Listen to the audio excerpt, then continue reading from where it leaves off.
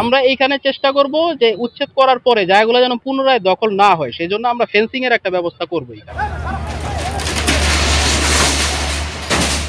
Stadium থেকে court পার পর্যন্ত সড়ক বিভাগের মালিকানাধীন জমিতে অবৈধ স্থাপনা উচ্ছেদ কার্যক্রম পরিচালিত হচ্ছে। সড়ক বিভাগের মালিকানাধীন জমি হওয়ায় তারা উচ্ছেদ কার্যক্রমটি পরিচালনা করছে। আমরা জেলা প্রশাসন থেকে তাদেরকে আইনগত সহযোগিতা এবং আইন শৃঙ্খলার বিষয়টি দেখভাল করার জন্য এখানে এসেছি এবং ধীরে ধীরে আজকে আজকে আমরা 15টি অবৈধ স্থাপনা উচ্ছেদ করব এবং বাকি যে অবৈধ স্থাপনাগুলো আছে কিছু কিছু কোর্টে মামলা চলমান থাকা আমরা এখনই উচ্ছেদ করতে পারছি না এবং কিছু কিছু অবৈধ স্থাপনা তারা নির্বাহী প্রকৌশলী সড়ক বিভাগের কাছে পুনরায় পুনর্বিবেচনা করার জন্য আবেদন করেছেন এবং তিনি এটি বিবেচনা করেছেন এবং তিনি যখন আমাদের কাছে আইনগত সহযোগিতা চাবেন তখন আমরা অবৈধ উচ্ছেদ কার্যক্রমে তাদেরকে আইনগত সহযোগিতা প্রদান করব। আমাদের এই স্টেডিয়াম থেকে কোর্ট পার পর্যন্ত যে 15টা স্থাপনা উচ্ছেদ করতেছে, ক্রমান্বয়ে আরো করা হবে। যে কোর্ট 146টা লিস্টে আছে আমাদের, তো কিছু আছে কোর্টের মামলা চলে, আর কিছু আছে অ্যাপ্লিকেশন করছে পুনরায় মাপযোগের জন্য।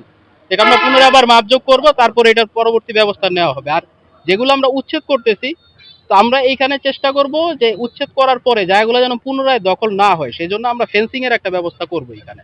ফেন্সিং করে যেন এই অংশে আর তারা না ঢুকতে পারে। আরেকটাই করতে আমরা চেষ্টা করতেছিল যে এইখানে ফুটপাত বা দেখা যায় হাঁটার জায়গা, যে কিছু জায়গা আছে বাইসাইকেল লেন, এরকম কিছু করার আমরা একটা চেষ্টা করতেছি। মানে এখানে একটা ডিজাইন করা, ওইভাবে ডিজাইন করো, ওইভাবে এস্টিমেট দিয়ে আমরা একটা চাহিদা দিব উপরে, যে শহর যেহেতু শহরের ভিতরে আপাতত ফোর লেনটা যেহেতু হইতেছে না, আমাদের ফোর লেনের প্রস্তাব হইলে আসলে একটা টাউন বাইপাস হবে আমাদের।